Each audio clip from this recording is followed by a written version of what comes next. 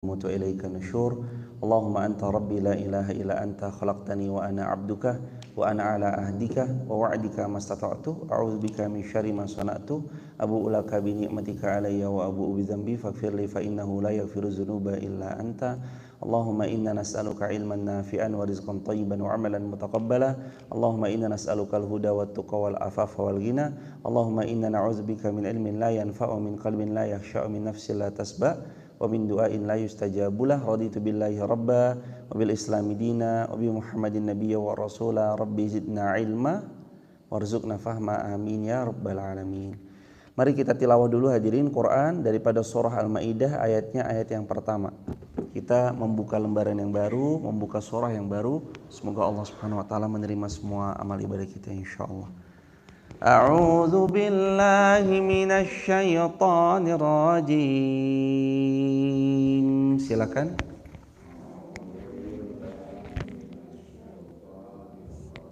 Bismillahirrahmanirrahim. Ya ayyuhalladzina amanu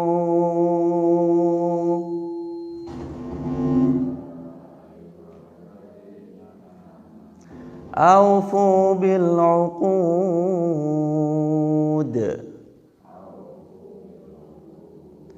uhillat lakum bahimatul an'am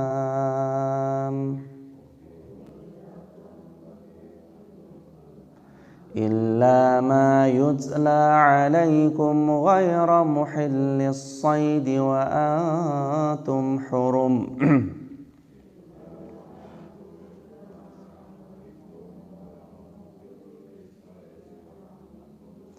Inna Allah yahkumu ma yurid.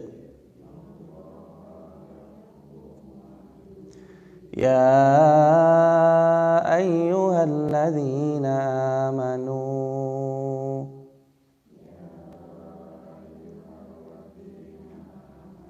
la tuhillu sya'airallah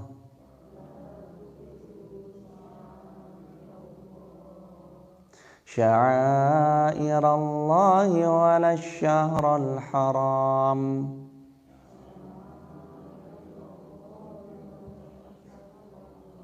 walal hadiya walal qalaida wala aminal baital haram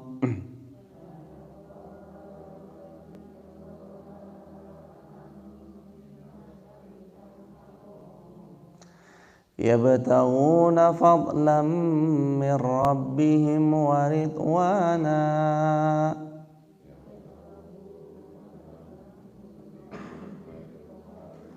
wa idza halaltum fastadu wa la yajrimannakum syana'anu qaum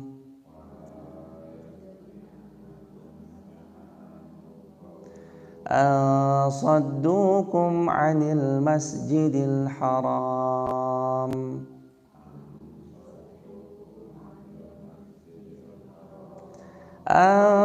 ta'tadu wa ta'awanu 'alal birri wat taqwa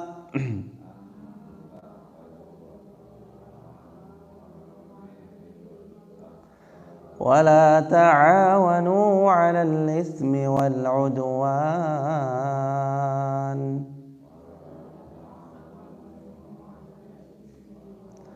wattaqullah innallaha syadidul iqab.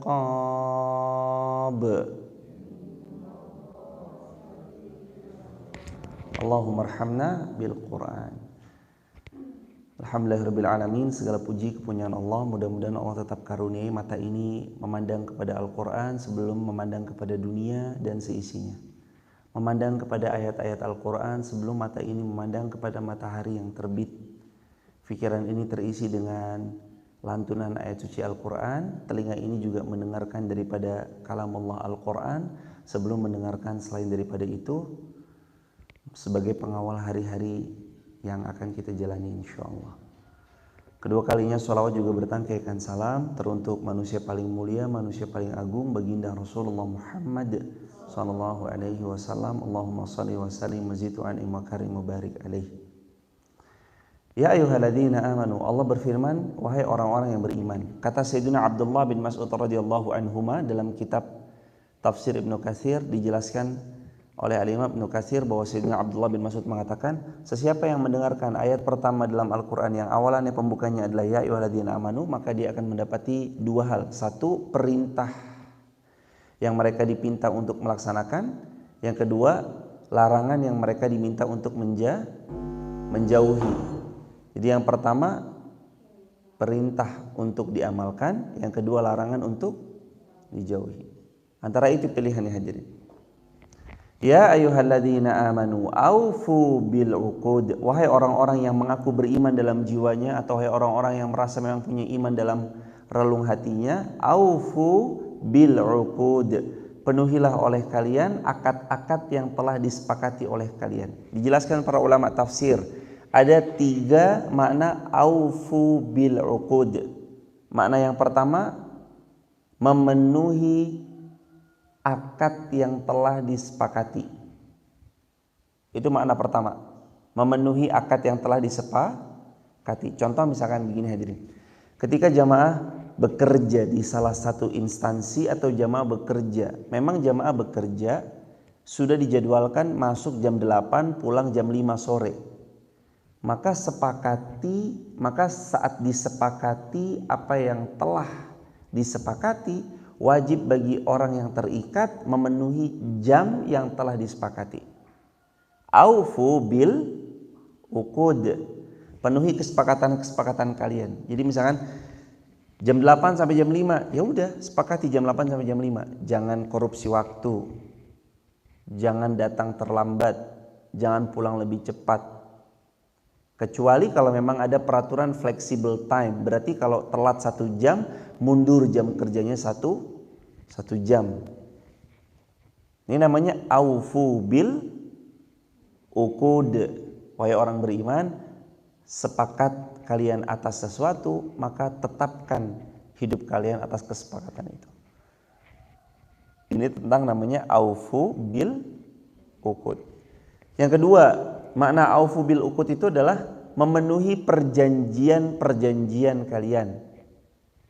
Misalnya ada perjanjian antara satu pihak dengan pihak yang lain, bahwa satu pihak yang A dengan satu pihak yang B tidak akan saling menyerang satu sama lain pada batas kurun waktu selama 6 bulan, atau terjadi gencatan senjata selama 6 tahun atau selama 10 tahun. Maka kedua belah pihak nih harus saling jemaah. Mereka harus saling satu sama lain memenuhi kesepakatan-kesepakatan mereka. Jangan sampai terjadi yang namanya tadi pengingkaran terhadap perjanjian yang mereka sudah sepakati bersama-sama. Sama sih seperti yang pertama. Kalau yang pertama adalah kesepakatan terhadap perjanjian, yang kedua adalah yang pertama adalah kesepakatan terhadap kesepakatan, yang kedua adalah kesepakatan terhadap perjanjian. Yang ketiga, aufu bil uqud, juga bermaksud atau juga termasuk diantaranya adalah jaga dengan baik akad-akad kalian. Akad kalian di sini bisa akad pernikahan, bisa akad jual beli. Akad pernikahan 3.1-nya berarti seseorang yang menikah maka wajib bagi dia menjaga kehormatan dirinya, kehormatan istrinya, kehormatan anaknya, wajib menafkahi bagi yang laki-laki, wajib mendidik mengayomi bagi yang laki-laki, wajib membimbing mengarahkan bagi yang laki-laki, bagi yang perempuan menjaga marwahnya, menjaga kehormatan dirinya, kehormatan keluarganya, harta suaminya, harta keluarganya, menjaga anak-anaknya, dan termasuk memberikan ilmu kepada anak-anaknya. Akad dalam pernikahan. Lalu yang 3.2, akad dalam jual beli, aufu bil uqud. Akad jual beli ini maknanya Jadikan jual beli yang kalian sedang transaksikan itu jual beli yang selamat, yang terbebas dari riba, terbebas dari gharar, terbebas dari sesuatu yang Allah murkai. Kalau ada kesepakatan kerjasama investasi, maka jelas pembagiannya. Kalau kerugian, jelas dibagi bersama, ditanggung bersama daripada kerugiannya. Ini jelas nih dalam Islam.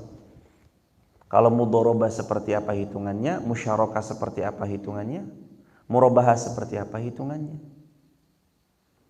Jadi jangan ketika untung dibagi dua, ketika rugi nggak mau ditanggung bersama. Seperti yang lampau-lampau pernah kita ceritakan, namanya usaha, ada fixed cost yang itu nggak bisa ditarik kembali. Buka usaha rumah makan, pertama jalanannya rusak, berarti ketika kita melur jalan itu kan nggak bisa dibalikin lagi. Dana ngecor jalan itu udah nggak bisa dibalikin lagi jemaah. Ngecor jalan tuh mahal, jangan dikira murah. Itu ngecor jalan masjid dari bawah sampai atas aja, mahalnya bukan main, ratusan hadirin. Kalau ada seseorang misalkan buka usaha, ini usahanya butuh cor jalan supaya teman-teman tamu, customer yang datang itu termudahkan untuk mengakses rumah makan yang sedang kita bangun bersama rekan kerjanya. Maka ada fixed cost. Ketika Anda invest, Anda juga harus paham ada fixed cost yang nggak bisa ditarik kembali.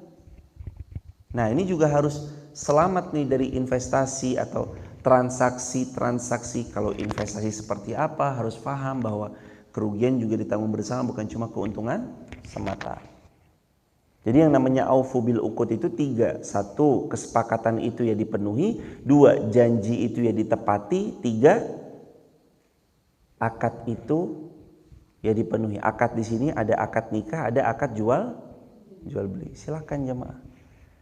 Kalau orang aku beriman, aufu bil uqud, mereka akan memenuhi akad-akad mereka.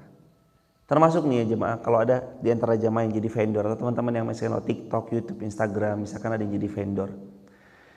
Kalau Anda jadi vendor, Anda bergerak jadi vendor di bidang apapun, kesepakatan yang sudah disepakati penuhi.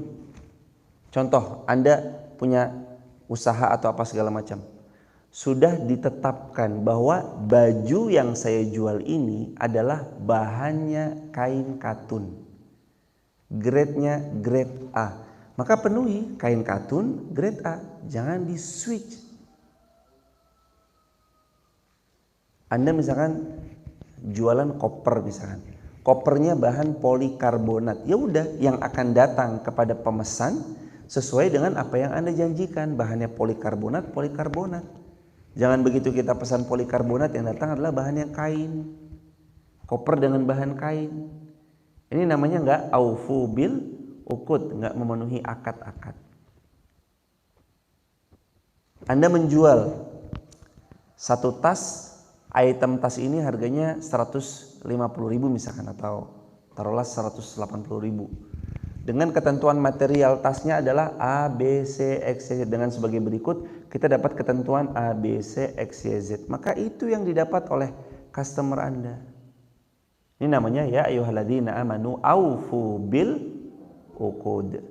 Wahai orang beriman, penuhi akad-akad kalian. Akad ya bermacam-macam tadi kata para ulama. 1, akad kesepakatan. Jam kerja jam 8 sampai jam 5, ya udah itu disepakati. Yang kedua, akad dalam hal ini adalah memenuhi janji atau menepati tepati janji. Wabil khusus kita sebagai orang tua pernah berjanji kepada anak kita, nak kalau kamu begini, ayah akan hadiahi ini dan itu ya. Maka di hadiah itu, apa yang kita ucap tentang hadiah itu tepati. Walaupun hatta seorang nenek yang berjanji kepada cucunya, tepati janji itu. Karena manusia sebelum wafat dia harus ditunaikan 4-nya. 1, hutang piutang perihal harta. 2, hutang piutang perihal janji. Harus ditepati oleh ahli warisnya. 3, tunaikan wasiat. 4, selesaikan biaya pemulasaraan jenazahnya. Baru boleh dibagi warisnya. 4 tadi baru dibagi waris. Ini namanya aufu bil uqud. Jadi fahami baik-baik bahwa dalam Islam itu ciri orang beriman adalah mereka menyepakati akad-akadnya, menunaikan janji-janjinya, menepati apa yang diucapkannya, dan mereka termasuk menyelamatkan dirinya dari transaksi jual beli yang Allah murkai, dan mereka juga menjaga akad dalam pernikahannya, akdun nikah. Jadi akad di sini itu maknanya luas, banyak banget jemaah. Kalau seorang suami, bagaimana cara aufu bil uqud mereka, menjaga akad dalam pernikahan mereka? Ya mereka bertanggung jawab. Al-Quran surah 4 yang kemarin kita pelajari, surah 4 An-Nisa ayat 34. Ar-rijalu qawwamuna 'alan nisa bima faddalallahu ba'dahum 'ala ba'd wa bima anfaqu min amwalihim. Allah berfirman An-Nisa 34, sesungguhnya ar-rijal, laki-laki itu qawwamun 'alan nisa, adalah pengayom, penanggung jawab, pembimbing 'alan nisa, bagi istrinya. Bima faddalallahu ba'duhum ala ba'd, karena memang itu yang Allah lebihkan atas laki-laki daripada perempuan, wa bima anfaqu min amwalihim, dan daripada memang harta yang mereka infakkan untuk istri mereka. Jadi kewajibannya laki-laki saat mereka berumah tangga itu bukan cuma sekedar ya saya nikah sama kamu, menyatukan dua insan kemudian bersatu padu, bukan. Tapi mereka tahu bahwa pernikahan itu adalah tentang tanggung jawab.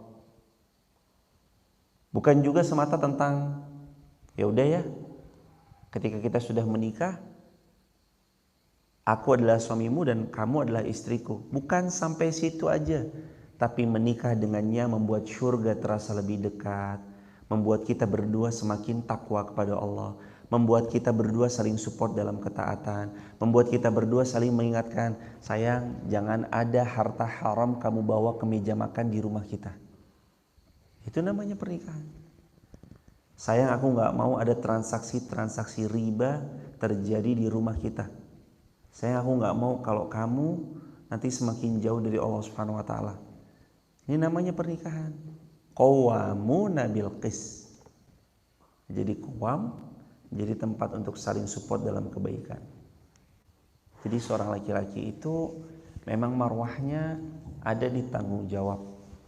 Seorang perempuan itu mahkota marwahnya ada di rasa malunya mereka. Ini namanya ya ayyuhalladzina amanu aufu bil uqud. Berikutnya, wahai orang beriman, penuhilah akad-akad kalian. Akad sudah dijelaskan tadi, terliputi daripada 3 hal. Lalu berikutnya, uhillat lakum bahimatul an'am illa ma yutla alaikum ghairu muhillis saidi wa antum hurum.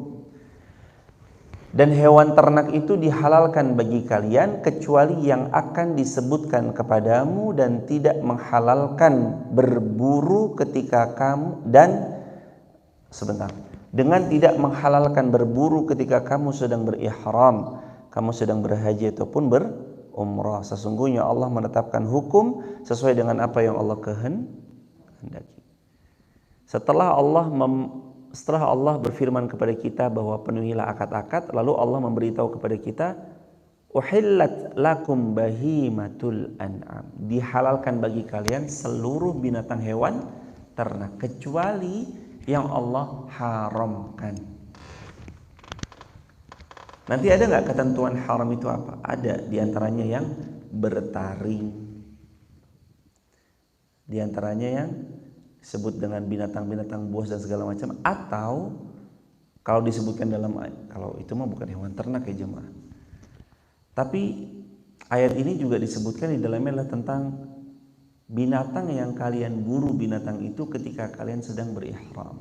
Jadi memang ada larangan untuk orang-orang yang berihram. Insyaallah semuanya kita nanti akan berhaji, berumrah, yang pernah berhaji lagi, berumrah lagi insyaallah. Jadi orang yang berihram itu diantara larangannya adalah larangan berburu, larangan membunuh, larangan mengkhidbah atau menerima khidbah, larangan melamar atau dilamar, menerima lamaran, larangan menikahkan atau menerima atau menikahkan atau menikah, ya kan? Terus juga larangan diantaranya adalah membunuh hewan sekecil apapun seperti nyamuk, kecoa, dan yang segala macamnya itu. Juga larangan berikutnya adalah larangan berkumpul suami istri.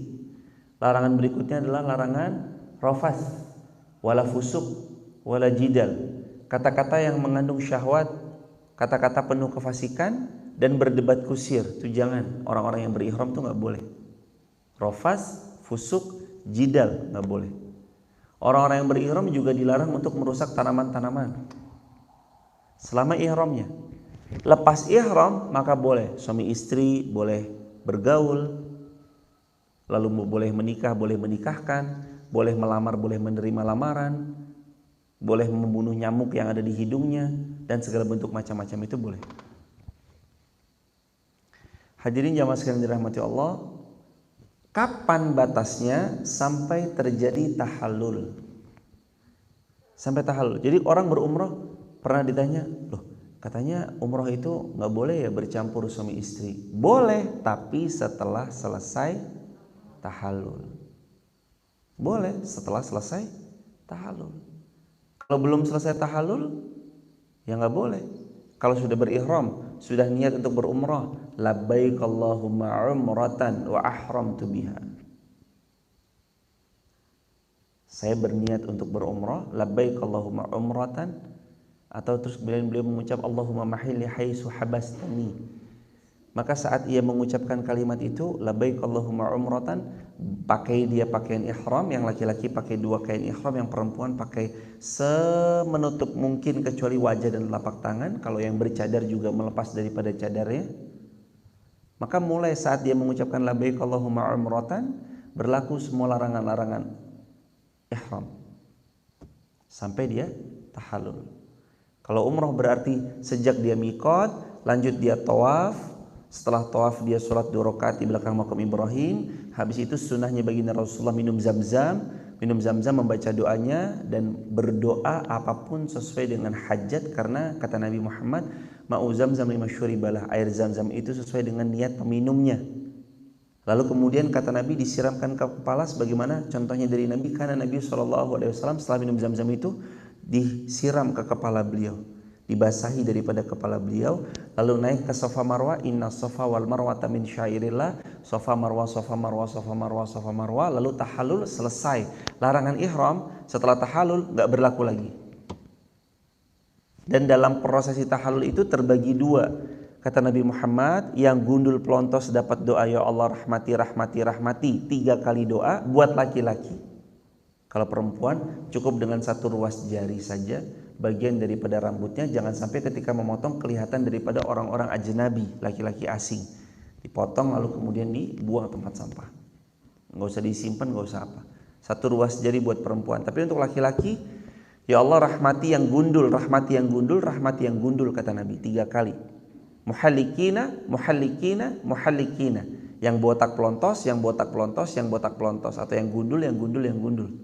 Lalu satu lagi, wa muqassirin, dan rahmati ya Allah orang-orang yang memendekkan daripada rambutnya. Jadi boleh nggak pendek? Boleh. Boleh nggak botak pelontos? Boleh. Kalau ditanya yang afdol yang mana? Yang botak pelontos.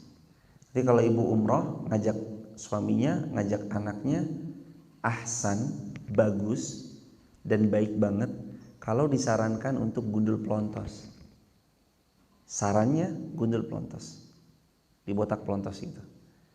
Kalaupun beliau malu, ya sudah, nggak perlu dipaksa, tapi boleh ditawarkan. Anaknya malu botak pelontos, suaminya malu botak pelontos, nggak siap tar kalau di kata-katain di teman kerjanya atau apa segala macam. Cukup bilang begini jemaah, tawarkan dengan kalimat ayah. Bisa salah satunya itu tadi ya, keutamaannya didoakan Nabi 3 kali. Kalau dipendekin cuma 1 kali, tapi salah satunya begini, ayah, kalau rambut bisa tumbuh lagi, tapi kesempatan didoakan Nabi 3 kali banyaknya tidak terulang lagi. Diulangi, suamiku sayang, ayah atau anakku, rambut itu bisa tumbuh lagi nak, tapi kesempatan didoakan Nabi sebanyak 3 kali tidak akan terulang lagi. Makanya mumpung didoakan Nabi 3 kali.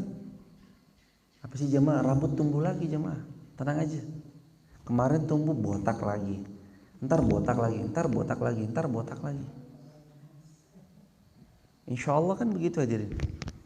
Sampai ada seseorang pernah berdoa, saya mendengar itu, Ya Allah, buat rambut saya itu jangan cukur di Indonesia ya Allah. Rambut saya kalau cukur besok sekalian tahallul gitu. Masya Allah, ini orang doanya bukan main ya jemaah. Berarti setiap kali rambutnya panjang, aduh gatel nih mau cukur nih, umroh dulu ah. Masya Allah. Amin, mudah-mudahan ya jemaah. Berdoa itu kalau dibawanya ke Allah apapun boleh ya jemaah, dan gak ada yang negatif. Jadi apapun kalau kita mintanya ke Allah sih boleh dan gak ada yang negatif. Lalu terkait tentang pengharaman karena berihram. Jadi berburu karena kita sedang berihram itu gak boleh. Membunuh hewan ternak. Hewan ternak tuh halal ya jemaah. Apa sih hewan ternak? Kambing, sapi, unta. Itu boleh. Mohon maaf. Itu halal. Hewan ternak itu zatiyahnya halal. Tapi saat kita menyembeli sedangkan kita berihram, gak boleh. Kitanya kena pelanggaran, kena dam, dan itu hewan ternak yang disembeli sebab karena kita berihram juga gak boleh dikonsumsi. Disebabkan karena yaitu halal. Dihalalkan bagimu hewan ternak kecuali yang kamu berburu ketika kamu sedang berihram, berhaji ataupun berumrah.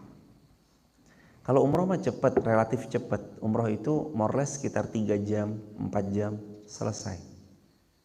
Yang tadi diucapkan bermiqat, tawaf, sholat 2 rakaat maqam Ibrahim, minum air zam-zam, diguyurkan kepala, safa marwah, safa marwah, safa marwah, safa marwah, tahallul, selesai. Kalau haji lama. Tergantung hajinya haji apa.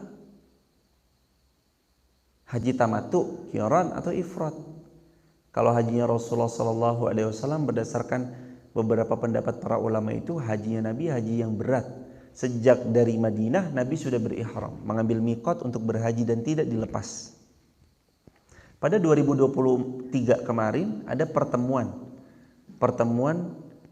dari salah satu organisasi di Mekah. Ketika bertemu ada seorang kiai pakai baju ihram dalam pertemuan tersebut. Bahwa begitu ditanya, Pak Kiai inilah ternyata mengamalkan hajinya sebagaimana haji Rasulullah SAW dari tanah air, mengambil miqat di atas pesawat, dan beliau sudah berihram dan tidak dilepas sampai prosesi haji selesai. Dan berlaku larangan ihram selama itu.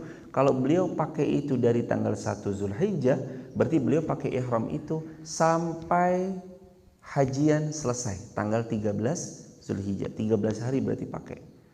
Tapi rata-rata penduduk Indonesia kalau haji itu hajinya haji tamattu, haji yang bersenang-senang. Artinya haji yang boleh melepas pakaian ihramnya. Ketika beliau sampai, beliau langsung umroh, namanya umroh kudum, umroh pembuka. Jadi beliau bermiqat, setelah itu langsung umroh kudum, umroh pembuka. Habis umroh itu beliau tahallul, selesai lepas ihram dulu, baru pakai pakaian santai. Nanti beliau pakai ihram lagi tanggal berapa? Tanggal 8 ketika masuk hari Tarwiyah. Tanggal 9 dilanjut dari Tarwiyah langsung ke Arafah. Wukuf di padang Arafah ba'da zuhur sampai maghrib. Ba'da maghrib bertolak ke Muzdalifah. Mabit di Muzdalifah sampai daripada zuhurnya. Habis itu tawaf ifadah. Habis itu sa'i. Habis itu tahallul. Habis itu jumrah aqabah. Lalu setelah tahallul udah bebas. Udah boleh melepas daripada kain ihramnya, selesai. Nanti jumrah ula wusta aqabah pakainya bebas. Ula wusta aqabah tanggal 12 bebas. Ula wusta aqabah nafarsani tanggal 13 bebas. Jadi begitu jemaah. Ketika seseorang itu berihram, maka berlaku semua larangan-larangan ihram. Berlaku semua larangan-larangan ihram. Hewan ternak zatiyahnya halal, tapi ketika yang menyembelih adalah orang yang sedang berihram, maka nggak berlaku hewan ternak itu menjadi halal kecuali menjadi haram. Nggak boleh jemaah. Termasuk hewan disembelih dengan ucapan selain Allah, li ghairillah, haram. Contohnya misalkan menyembelih kambing tapi ngucapnya adalah ngucap, ya Allah kambing ini saya sembelih untuk Lata wal Uzza, haram. Atau dia menyembelih kerbau, lalu kepala kerbaunya itu diperuntukkan kepada selain Allah, dihanyutkan di tengah lautan sebagai sesajen untuk selain Allah, haram. nggak boleh jemaah. Sering pertanyaan muncul nih kalau lagi bahas kayak gini, gimana hukumnya kalau kita menerima sembelihan dari orang di luar agama Islam?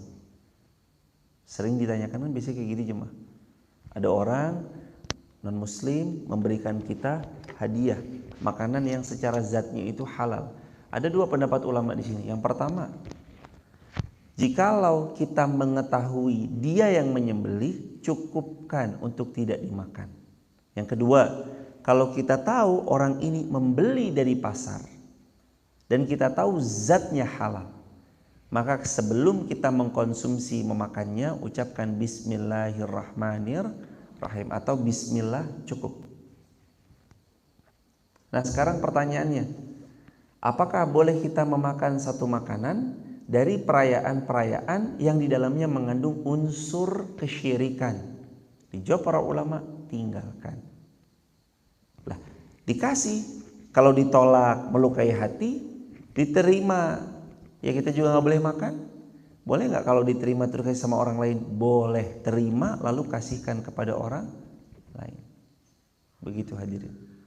Jadi dalam Islam itu konsep tentang mengambil makanan itu sangat berhati-hati sekali jemaah. Syubhat aja dalam Islam jangan. Apa makna syubhat? Kata Nabi SAW, al-halalu bayyin wal haram bayyin wa bainahuma umurun mushtabihatun. Yang halal sudah jelas, yang haram sudah jelas. Di antara keduanya adalah yang perkara namanya syubhat. Famanis, dan barang siapa yang dia menghindari diri dari perkara yang syubhat, maka dia telah menyelamatkan dini wa irdi, agamanya, dan menyelamatkan kehormatan dirinya. Tapi barang siapa yang bermain di ranah yang syubhat, maka dia telah menjerumuskan dirinya ke dalam jurang yang paling binasa. Orang bermain-main syubhat, kata Nabi Muhammad, seperti seorang penggembala membawa hewan gembalaannya kepada padang rumput yang lebih tinggi daripada hewan gembalaannya, sehingga dia tidak tahu hewan mana yang dimakan oleh serigala. Intinya syubhat adalah haram. Syubhat itu dekat sekali dengan yang haram. Yang remang-remang yang syubhat aja kita nggak boleh mengkonsumsinya, apalagi yang haram. Makanya dalam Islam itu jangan sampai kita sebagai suami mendatangkan harta haram ke meja makan di rumah kita. Jangan sampai kita sebagai seorang istri juga mengkonsumsi yang haram-haram yang didatangkan di rumah kita. Istri mengkonsumsi yang halal, tapi ternyata cara mendapatkannya cara yang salah, cara yang haram. Dia mendukung suaminya untuk berbuat zalim, menipu orang lain. Udahlah pak, nggak apa-apa, sikat aja. Udahlah pak, nggak apa-apa, itu kan juga ini. Udahlah pak, ambil aja proyek itu kan nanti cuan buat kita segala macamnya. Mendesak suaminya sehingga suaminya itu berbuat haram, ngambil duitnya orang, nggak amanah, dan segala bentuk macam-macamnya. Ini bahaya nih jemaah. Bahayanya bukan main. Ini terkait tentang apa yang dihalalkan, apa yang diharamkan. Dan sesungguhnya Allah telah menetapkan hukum sesuai dengan yang Allah kehendaki. Begitu hadirin. Jadi orang kalau sedang berihram, pakai pakaian ihram, berlaku padanya larangan dari orang yang ihram. Nah pertanyaannya, kalau saya pakai ihram di Indonesia, saya ngucap labbaik Allahumma umratan, saya benar-benar pakai ihram nih, 2 kain, tidak ada pakaian dalamnya sama sekali, dan perempuan menutup semuanya kecuali wajah dan telapak tangan, terus saya mengucapkan labbaik Allahumma umratan, apakah berlaku? Jawabannya tidak. Karena orang yang berihram itu ada terikat syaratnya. Syaratnya adalah diucapkan di tempat miqat, tempat pengambilan niat untuk berhaji maupun berumrah. Kalau di atas pesawat, ya lam-lam. Ya lam-lam itu nanti 20 menit sebelum kita turun dari pesawat. 20 menit sebelum turun dari pesawat. Di pesawat dari 40 menit, 50 menit sebelumnya itu biasanya sudah diinformasikan. Sebentar lagi Anda akan melewati miqat ya lam-lam. Kepada duyufur rahman hendaknya mereka bersiap-siap untuk mengambil miqat. Lalu mereka mengambil mikot 20 menit sebelum landing pesawatnya. Nanti mereka di Jeddah, mereka langsung mengucapkan bahkan sejak sudah saat mengambil mikot, mereka boleh langsung melafalkan kalimat talbiyah, labbaik Allahumma labbaik, labbaik la syarika lak labbaik, innal hamda wan ni'mata lak wal mulk la syarika lak. Nah hadirin, terkait tentang pertanyaan berikutnya, jadi yang tadi pertanyaannya, boleh nggak kalau saya pakai ihram mengucapnya di sini? Nggak berlaku dan nggak sah. Jadi harus diambil di tempat mikot. Dari Indonesia nggak sah. Kalau misalkan kita mau melatih diri kita, contoh misalkan praktik tapi praktiknya beneran gitu jemaah. Misalkan Masjid Muhammad Al-Fatih mengadakan pelatihan haji gitu misalkan ya. Lalu kita benar-benar berusaha pakai ihram, yang laki-laki pakai ihram, yang perempuan menutup semua aurat kecuali wajah dan telapak tangan, terus kita latihan. Seolah-olah mabit itu di situ di parkiran Masjid Muhammad Al-Fatih. Lalu seolah kita gambarkan itu Musdalifah. Yang laki-laki benar-benar pakai ihram 2 dan berlaku semua larangan. Hanya untuk latihan saja boleh. Untuk latihan. Ayo jemaah, ayo kita belajar pakai ihram. Nih, ibaratnya di dalam masjidnya lagi wukuf di Padang Arafah. Nanti pada maghrib kita pindah ke sana, tidurnya di sana. Pakai alas, terus langitnya langsung berbintang-berbintang gitu. Kita tetap pakai ihram, berupaya untuk nggak bunuh nyamuk, nggak apa segala macam. Dalam rangka latihan, melatih diri nih boleh. Boleh jemaah. Dan Masya Allah, tabarakallah ya jemaah yang dirahmati Allah. Ya, ini nggak ada tuntunannya. Sekali lagi jemaah, ini nggak ada tuntunannya. Tapi kalau jemaah mau coba sebagai rasa memantaskan diri agar Allah undang kita untuk berhaji, lakukan. Apa? Pakai ihram aja. Sholat tahajud pakai kain ihram. Ya jangan pakai kain ihramnya di sini. Suaminya suruh pakai kain ihram, suruh sholat tahajud di sini, diketawain orang jemaah. Pakai ihram di kesendirian saat tahajud, bilang sama Allah, ya Allah, hamba udah beli nih kain ihram ya Allah 120.000. Hamba sudah berupaya memantaskan diri untuk Engkau panggil berangkat haji ya Allah. Maka panggil hamba berangkat haji ya Allah. Nangis, mintanya sama Allah. Ya Allah, hamba udah beli kain ihram ini. Hamba udah pakai ya Allah. Istri hamba sudah menutup auratnya kecuali seperti yang orang berihram, wajah dan telapak tangan ya Allah. Maka kami berdua lagi sholat tahajud ini. Panggil kami berdua untuk berhaji ya Allah. Pantaskan begitu jemaah. Pakai ihram, minta sama Allah. Gak ada yang gak mungkin bagi Allah. Kalau Allah sudah berkehendak, apapun mungkin. Mintanya sama Allah, jangan sama manusia. Ini tentang ihram. Jadi untuk tarbiyah boleh-boleh saja, tapi kalau sah tidak sahnya ya sahnya ya ketika berihram dan melafalkan niatnya dari tempat miqat, tempat yang memang sudah disepakati pengambilan miqat. Ayat yang kedua, wahai orang-orang yang beriman. Loh, berarti ada kalimat orang beriman lagi. Tadi kata Sayyidina Abdullah bin Mas'ud apa hadirin? Perintah dan larangan. Ada perintah yang diperintahkan, ada larangan yang Allah meminta kita untuk menjauhinya, atau kita diminta untuk menjauhinya. Janganlah kamu melanggar syiar-syiar kesucian Allah. Ini poin yang pertama, ada larangan. Jangan dilanggar syariatnya Allah. Jadi kalau Allah udah bilang A, ya A. Allah bilang B, ya B. Taat itu 3. Masih ingat? Taat itu tanpa tapi, tanpa nanti, tanpa negosiasi. Taat itu 3. Tulis teman-teman di kolom komentar.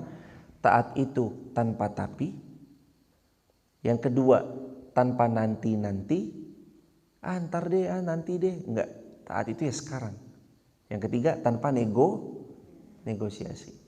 Kalau disuruh sholat 5 waktu ya 5 waktu. Aduh, tapi siangnya saya ribet, boleh nggak 2 waktu aja? Nggak bisa dinego jemaah.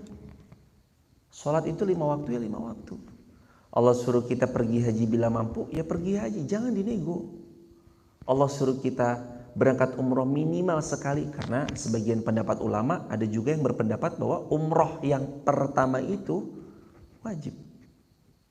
Ada sebagian pendapat ulama yang mengatakan demikian, karena umroh itu rangkaian daripada haji kecil. Maka kalau kita diberi kemampuan, jangan dinego. Ya Allah, tapi kan saya belum punya rumah. Jamaah, ngontrak nggak apa-apa kok.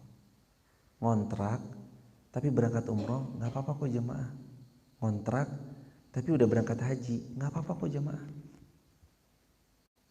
Ngontrak masih ngontrak tapi udah berangkat haji, udah berangkat umroh nggak apa-apa kok jamaah. Dan sebaiknya taat itu 3 tadi. Apa yang pertama? Taat tanpa tapi, jangan ada tapinya. Karena kalau ada tapinya, cenderung taat itu masih ada alasannya. Tapi kan susah nanti buat taat kalau masih tapi. Yang kedua, taat itu tanpa nanti, jangan ditunda. Artinya kalau bisa sekarang ya sekarang, jangan besok. Wallahil azim jemaah, ada seorang pernah pengalaman, beliau alhamdulillah tidak menyesal.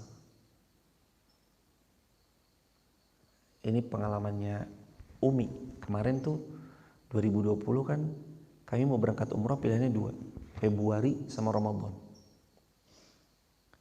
Februari sama Ramadan 2020. Waktu itu saya sama Umi mau berangkat, terus saya tawarin, Mi, kita berangkat pilih yang mana, Ramadan atau Februari? Kayaknya Ramadan aja ya bah, kan Ramadan lebih banyak pahalanya, apalagi umroh fi Ramadan ka haji ma'i. Sabda Nabi, umroh di bulan Ramadan seperti haji bersama Rasulullah SAW. Waktu itu istri saya maunya umroh Ramadan, tapi saya bilang, emang umur kita nyampe ya? Apakah umur kita nyampe di bulan Ramadan? Mending Februari aja, karena kita nggak tahu umur kita nyampe apa enggak. Ya udah, akhirnya kita postpone, kita tunda umroh Ramadan, kita umroh di bulan Februari 2020. Ketika kami berdua 2020 berangkat bulan Februari, pulang 7 hari setelah pulang, lockdown, tutup jemaah. Apa yang diucap sama istri saya? Beliau bilang, alhamdulillah kita nggak pilih Ramadan. Kalau kita pilih Ramadan, mungkin kita nggak jadi berangkat. Dan kita harus menunda 2 tahun, karena 2 tahun ditutup. Nggak ada pemberangkatan haji, umroh waktu itu sangat dibatasi. Ya Allah, seperti itu jemaah kalau kebaikan. Kenapa kok tadi bilangnya yang pertama taat itu tanpa tapi, yang kedua taat itu tanpa nanti. Jangan ditunda nih, karena kita nggak tahu umur kita sampai kapan. Jangan tapi kita nggak tahu nih umur kita sampai kapan kan jemaah. Kita bilang ntar aja deh Ramadan. Iya, kalau Ramadan masih hidup, insya Allah. Kalau Ramadan masih hidup, kalau enggak, iya kalau buka, ya kalau enggak. Waktu kemarin corona tuh menunjukkan betapa Allah Maha Kuasa. Kan sering kita dengar ya, bisnis yang gak ada matinya itu bisnis haji dan umroh. Karena haji dan umroh semua pasti akan haji, semua pasti akan umroh. Ternyata kalimat yang penuh dengan kesombongan katanya bisnis yang gak ada matinya, bisa mati juga kok jemaah. Berapa banyak yang kolaps, berapa banyak yang akhirnya gulung tikar, berapa banyak yang akhirnya mulai lagi dari nol, berapa banyak akhirnya karyawannya semua dirumahkan. Yang selama ini mereka bangga-banggakan ini gak akan ada matinya, ternyata ujung-ujungnya bisa mati juga. Ketika Mekah dan Madinah kemarin lockdown 2 tahun, gak bisa ada haji, umroh pun ditutup. Baru beberapa tahun ini aja dibuka kan. Orang sekaya apapun kalau waktu itu, pokoknya saya mau umroh, lah ditutup, bisa apa jemaah? Anda punya uang, kalau memang Allah belum berkehendak itu Mekah Madinah dibuka, Anda nggak bisa. Makanya kan berulang kali saya ucap, haji dan umroh bukan hanya ibadah orang kaya. Berapa banyak orang yang lebih kaya dari kita tapi mereka nggak berangkat haji, mereka nggak berangkat umroh. Tapi ada orang ngontrak jemaah, belum punya rumah, masih ngontrak, udah berangkat haji, udah berangkat umroh. Ini mah bukan tentang kaya siapa. Ini mah bukan tentang siapa yang kaya, siapa yang lebih berharta. Ini tentang ketika Allah memanggil seorang hamba, Allah pantaskan dia untuk berangkat ke Baitullah. Insya Allah yang menonton di TikTok, YouTube, Instagram, dan jamaah offline Masjid Muhammad Al-Fatih semuanya berangkat haji, berangkat umroh di waktu terbaik menurut Allah insya Allah. Kalau jamaah masih muda, saran saya berangkat ketika muda. Karena ibadah haji itu butuh akan fisik, ibadah umroh juga butuh akan fisik. Jamaah tahu berapa langkah yang kita butuhkan saat kita berangkat haji, berangkat umroh? Hotel paling depan satu hari minimal 17.000 sampai 20.000 langkah. Hotel paling depan. Jadi setiap hari kita jalan itu biasanya 17.000 sampai 20.000 langkah. Kemarin kan kami ada jam tangan yang bisa mengukur itu. Setiap hari langkah kami minimal 15.000, 17.000 sampai 20.000 langkah. Ketika umroh lebih daripada itu. Kalau di sini biasanya kita langkah 700 langkah sampai 1.000 langkah. Jadi rata-rata kita ini aktivitas kita kemana-mana kan kita kadang naik motor, kemana naik motor. Itu biasanya 700 langkah sampai 1.000 langkah. Lah tiba-tiba jamaah yang biasanya 700 langkah kok tiba-tiba harus melangkahkan kakinya 17.000 langkah. Itu kalau nggak siap menggeh jemaah. Capek jemaah. Jadi taat itu 3. Taat itu yang pertama tanpa tapi, yang kedua tanpa nanti. Artinya taat itu nggak boleh ditunda. Sekarang jangan ditunda. Ingat nggak pesan Nabi kemarin apa? Kayamu sebelum miskin, mudamu sebelum tua, sehatmu sebelum sakit, waktu lapangmu sebelum sempit, hidupmu sebelum matimu. Maksimalkan betul nih hal ini hadirin. Maksimalin betul. Jangan ditunda-tunda. Lalu taat yang ketiga, taat tanpa negosiasi. Taat itu tanpa tapi, tanpa nanti, tanpa negosiasi. Jangan dinego.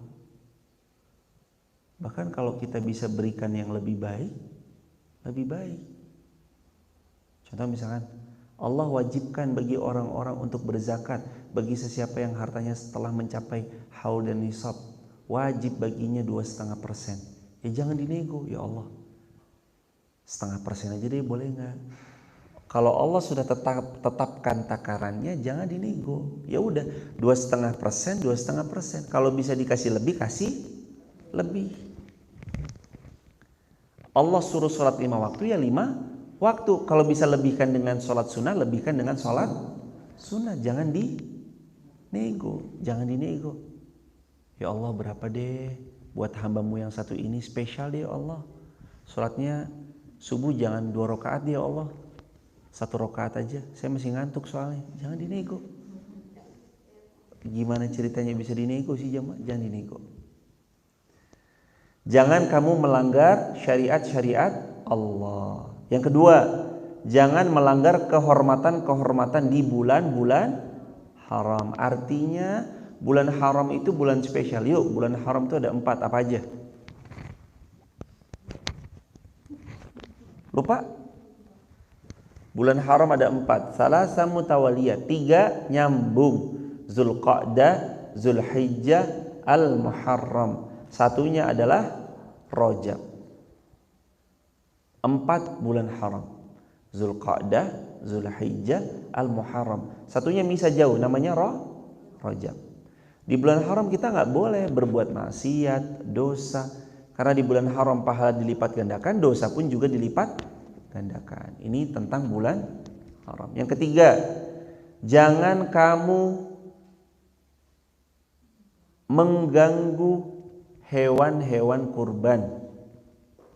Hewan kurban itu nggak boleh diganggu, dijailin, dilemparin batu, dan segala bentuk macam-macam itu jangan diganggu. Termasuk ketika mau menyembelih, kata Nabi Muhammad SAW, "Fal yurih dzabihatahu." Kata Nabi, perbaiki atau fa ahsin dzabihatahu. Kalian itu harus baik-baik bersikapnya ketika kalian hendak menyembelih. Jangan sampai ketika mau menyembelih hewan kurban tuh caranya kurang baik, kurang ahsan tuh jangan sampai gitu juga. Begitu hadirin jamaah yang dirahmati Allah. Next. Dan qalaid, hewan-hewan yang diberi tanda, dan jangan pula mengganggu orang-orang yang mengunjungi Baitul Haram, yakni Masjidil Haram, ataupun mereka-mereka yang tinggal di tanah haram, jangan diganggu. Jangan diganggu ini maknanya adalah semua hal yang berkaitan tentang tamu-tamu Allah, duyufullah, duyufur rahman, jangan diganggu. Kalau misalkan mereka lagi punya hajat, temani hajatnya. Wah, ini ya saya suka banget. Ini buat teman-teman juga yang bentar lagi berangkat umroh. Insya Allah jamaah, calon-calon jamaah umroh, calon-calon jamaah haji. Kalau jamaah berangkat umroh, saran kami ya,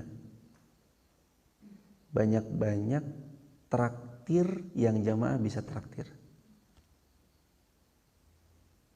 Saya menganjurkan kalau jamaah nanti bisa beliin minum. Itu kan harganya murah ya. Minum zam-zam itu ada 5 liter zam-zam itu di sana dijual di Bin Daud itu harganya 5,50 real. Taruhlah 6 real lah gampangannya. 6 real kali 4.000 itu cuma 24.000. Galon 5 liter. Itu kalau bisa jamaah beli, jamaah taruh di kamar-kamar teman-teman satu rombongan aja. Syukur kalau jamaah bisa sedekah ke yang luar. Misalkan kita rombongan ada berapa? 40. Ada berapa kamar? 10 kamar. Ya udah. Satu kamar 4 orang nih. Beliin aja. Satu kamar beliin galon zam-zam 5 literan. Beli. Kalau 10 tadi 6 real berarti kan cuma butuh 60 real, berarti 240.000. Tapi ingat gak jemaah, saat beliau meminum dari air zam-zam yang jemaah belikan menjadi energi, beliau tawaf, sholat di Masjidil Haram 100.000 kali lipat, beliau baca Quran, beliau sodakoh lagi, dan beliau melakukan semua amal soleh, pahalanya ngalir ke kita loh jemaah. Pahalanya ngalir ke kita. Lagi, ini jemaah yang besok mau berangkat, kalau bisa nanti beli jagung kecil-kecil, jagung kecil-kecil, bawa aja ntar. Termasuk kan, jangan kamu mengganggu makhluk-makhluk yang ada di Baitul Haram, wilayah-wilayah haram. Termasuk makhluk kan bukan cuma manusia, burung-burung makhluknya Allah bukan. Dan kata Nabi Muhammad SAW, tidaklah ada orang menanam satu tanaman, lalu daunnya itu dimakan oleh ulat, kecuali pemilik tanaman itu yang daunnya dimakan ulat akan dihitung oleh Allah sebagai sedekah kepada ulat-ulat yang memakan dedaunan yang dimiliki orang itu. Bayangin ya mah, ulat makan daun kita aja dihitung sedekah kata Allah Subhanahu wa taala. Kata Nabi Muhammad SAW, Allah menganggapnya sebagai sedekah. Apalagi Anda beli jagung. Nanti sampai sana kan ada banyak burung merpati. Aurin di sana, bismillah ya Allah, ini sedekah saya untuk burung merpati. Aurin. Niatin sedekah. Aduh Ustadz kayaknya nggak sempet deh. Beli di sana, ntar banyak yang jual tuh. Jagung, ayo yang mau ngasih jagung, beli, kasih. 5 real biasanya. Kasih, niatin buat sedekah. Jadi sedekah itu yang modelnya bukan cuma kepada manusia. Sedekah kepada semut bisa nggak? Ngasih gula. Sedekah kepada semut. Lalu sedekah kepada merpati, burung-burung gitu. Itu termasuk hal yang dianjurkan. Terus lagi nih jamaah. Kita tahu ya jamaah, memang Masjidil Haram itu bahkan kotak infak aja nggak ada. Kita tahu itu ya, kotak infak aja nggak ada. Tapi kalau misalkan jamaah bisa wakafkan Al-Quran di sana, wakafin Al-Quran di sana. Tapi saya nggak tahu ntar dibaca atau enggak. Nggak usah difikir dibaca atau enggak. Yang penting niatkan, ya Allah, Bismillah, ini Al-Quran saya wakafkan di Baitullah Al-Muharram. Bismillahirrahmanirrahim. Yang namanya orang kalau sudah mewakafkan, diniatkan untuk mewakafkan Al-Quran, insya Allah jamaah, walaupun nggak dibaca, kita sudah dapat niat pahala mewakafkan Al-Quran, ditambah lagi wakafnya di tanah suci Mekah, Masjidil Haram, yang pahalanya sholatnya 100.000 kali lipat. Dengan pahala sholat 100.000 kali lipat, kita berharap semoga wakaf Quran yang kita wakafkan di Masjidil Haram juga bernilai 100.000 kali lipat. Niatkan aja, bismillah. Jadi ini adalah varian-varian amal ibadah yang insya Allah bisa sekali ditunaikan. Sedekah itu bisa banget, berbagi kepada burung merpati itu bisa banget, wakaf Quran itu bisa banget, dan banyak banget amal-amal soleh itu. Nah termasuk ya kemarin bawa kecap, bawa saus, bawa sambal, taruh di restoran. Jemaah beli dari sini kan, masukin yang di bagasi besar ya, bagasi bawah pesawat, karena di kabin biasanya nggak boleh, maksimal 100 mililiter biasanya. Kalau yang jamaah bisa lakukan adalah bersedekah kecap, saus, beli kecap dari sini karena harganya relatif murah. Kalau di sana harga kecap, harga saus itu 3 kali lipatnya dari harga Indonesia. Pop mie di sini 4.000, 3.500, di sana 15.000, 12.000, 15.000 kan, 3 kali lipat, 4 kali lipat. Itu jamaah beli kecap, jamaah beli saus, beli di sini Indonesia. Nanti di sana kan jamaah ada restorannya tuh, ada full board makan 3 kali sehari. Di restorannya itu jamaah taruh aja di mejanya, bismillah ya Allah, ini saya niat sodakoh. Siapapun yang memakai saus saya, kecap saya, semoga nanti menjadi energi untuk mereka beramal soleh, sholat di Masjidil Haram, saya panen pahala mereka. Bismillah, taruh, niatin untuk sodakoh. Sambal kacang sekalipun taruh, sambal terasi taruh, abon, ini jamaah umroh tuh biasanya banyak banget bawa abon, taruh di situ, niatin untuk sodakoh. Kerupuk, mungkin ada yang suka kerupuk, bawa kerupuk dari sini, kerupuk rambak gitu, bawa, taruh, niatin untuk sodakoh. Di sana tuh waktunya banyak sodakoh jemaah. Kalau bisa traktir makan kepala kambing, waduh, mantep itu jemaah. Kalau bisa traktir. Kembali lagi dalam bahasanya jemaah, intinya jangan mengganggu orang-orang yang mengunjungi Baitul Haram. Orang mau sholat jangan diganggu. Orang mau mengunjungi Baitullah jangan dihalang-halangi, support bahkan. Begitu hadirin. Dan salah satunya juga sebaiknya memang kalau ada kemampuan dan diizinkan kita bisa mendukung, mensupport daripada orang-orang yang mampu, ingatkan atas kemampuan mereka bahwa kemampuan mereka membuat mereka harusnya sudah sampai ke Baitullah. Jangan malah dihalang-halangi, ntar aja deh. Udah, mending beli motor dulu tuh. Ayolah, kita kan lagi suka hobi ini nih. Yuk beli motor dulu. Udahlah, ntar aja lah kita haji umrohnya. Udah beli tanah dulu aja. Tanah tuh investasi yang paling top deh. Tanah tuh bakal terus naik. Iya, ntar dulu jemaah. Jangan dihalang-halangi orang mau ke Baitul Haram. Dalam rangka, nah ini nih harus jamaah cermati juga. Jangan kalian mengganggu, menghalang-halangi orang yang hendak mengunjungi Baitullah dalam rangka mencari karunia dan keridhaan Allah. Nah, orang pergi ke Baitullah itu dalam rangkanya cuma 2. Dalam rangkanya Allah berfirman, yang pertama mencari karunia Allah, yang kedua mencari ridhonya Allah. Mencari karunia Allah maksudnya apa? Apa hadirin? Apa ya? Mencari karunia Allah maksudnya apa? Mencari rezeki yang Allah hamparkan di sana.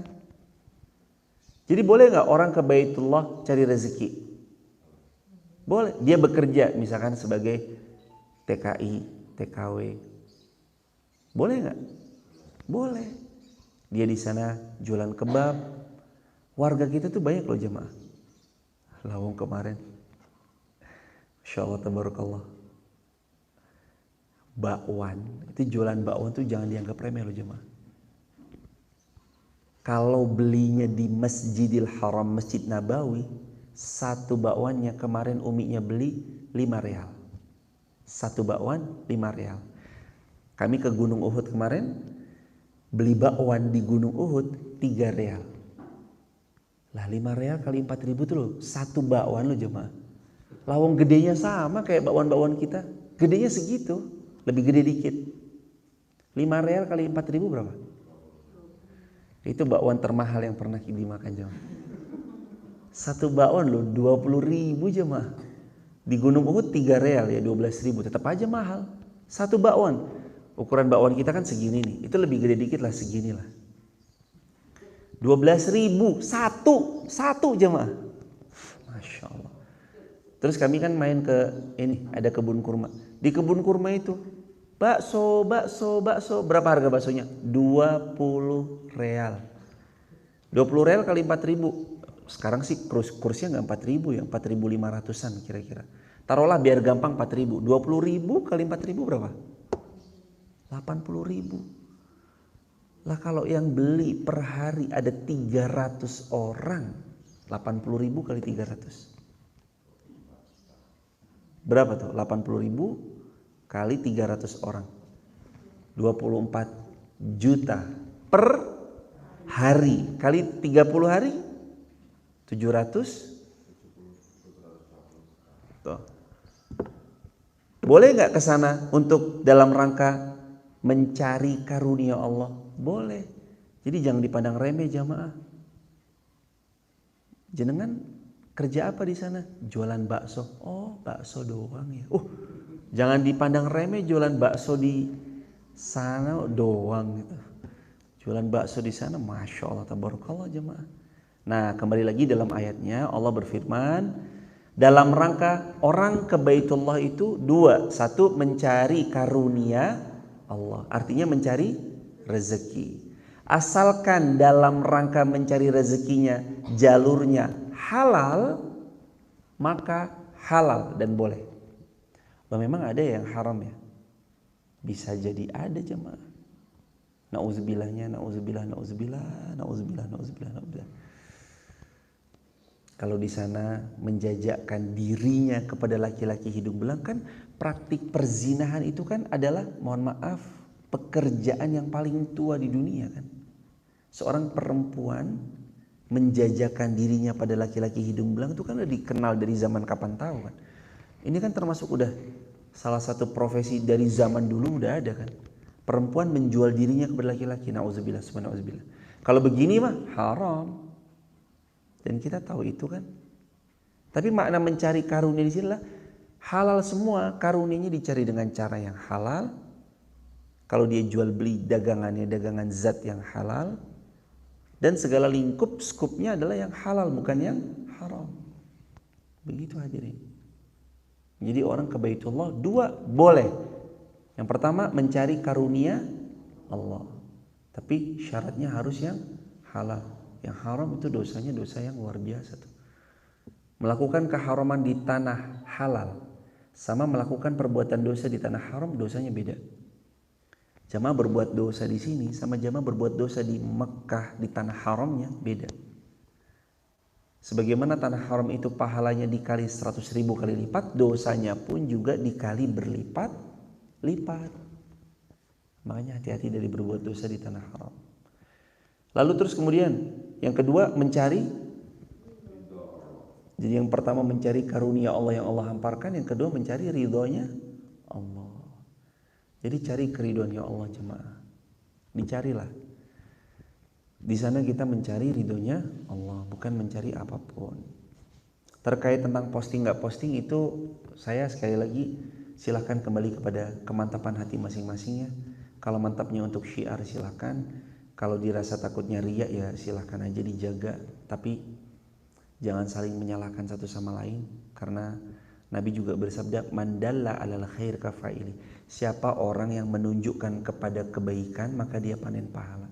Jadi orang yang posting tentang keutamaan Baitullah jangan dilihat sebagai riya banget. Karena kalau kita menuduh orang itu berbuat riya, hati yang busuk adalah hati kita yang menuduh orang berbuat riya.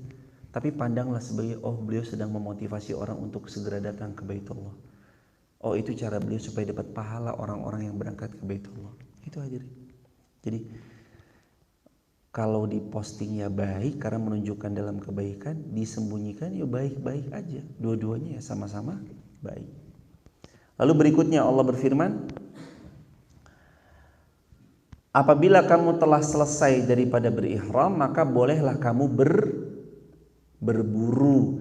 Jangan sampai kebencianmu kepada suatu kaum menghalangimu, atau jangan sampai kebencianmu kepada suatu kaum menghalang-halangi mereka untuk mereka datang ke Masjidil Haram, dan itu mendorongmu untuk berbuat melampaui batas kepada mereka. Kadang orang kalau udah benci itu membuat mereka melampaui batas. Orang kalau udah benci itu semuanya salah aja pokoknya. Orang kalau udah benci semuanya salah aja. Jadi mereka melampaui batas. Orang kalau udah benci itu kadang begitu. Dan tolong menolonglah kamu di dalam kebaikan dan ketakwaan. Jangan tolong menolong di dalam berbuat dosa dan permusuhan. Dan bertakwalah kepada Allah, sesungguhnya Allah sangat berat siksanya. Orang kalau udah benci kadang matanya ditutupi dengan kebencian. Semuanya salah. Orang kalau udah benci. Wala iyazubillahi min dzalik. Subhanakallahumma bihamdika asyhadu an la ilaha illa anta astaghfiruka wa atubu ilaik. Besok kita bahas ayat berikutnya. Semoga ilmu ini bermanfaat buat yang berbicara sebelum yang mendengarkan, dan semoga teman-teman semua yang menyaksikan lewat tayangan TikTok, YouTube, Instagram dirahmati Allah, diberkahi Allah, rezekinya makin berkah berlimpah, diizinkan oleh Allah berhaji dan berumrah semudah mungkin. Dan semoga Allah karuniai kita kebahagiaan di dunia, kebahagiaan di akhirat. Dan semoga Allah selalu izinkan mata kita memandang kepada ayat Al-Quran sebelum mata kita memandang kepada dunia. Telinga kita mendengarkan ayat suci Al-Quran sebelum mendengar selain daripada itu. Dan hati kita selalu terpaut dengan masjid dan Al-Quran sebelum hati kita nanti berikhtiar untuk ikhtiar dunia yang kita sedang ikhtiarkan. Rabbana atina fid dunya hasanah wa fil akhirati hasanah wa qina azabannar wa adkhilnal jannata ma'al abrar ya aziz ya ghaffar ya rabbal alamin. Subhana rabbika rabbil izzati amma yasifun wa salamun alal mursalin walhamdulillahi rabbil alamin. Buat teman-teman yang mau mendapatkan info kajian kami, video pendek dakwah kami, teman-teman bisa tap link di bio. Nanti ada linknya, tinggal jamaah bergabung aja di situ ya teman-teman. Yang laki-laki ada linknya sendiri, yang perempuan ada linknya sendiri. Barakallahu fikum. Salam keluarga di rumah. Dan untuk mendapatkan semua info tentang kami, semuanya tinggal buka www.uir.co.id. Insya Allah mudah-mudahan Februari bareng-bareng kita bisa ke Baitullah bersama-sama 2024. Subhanakallahumma bihamdika asyhadu an la ilaha illa anta astaghfiruka wa atubu ilaik. Assalamualaikum warahmatullahi wabarakatuh.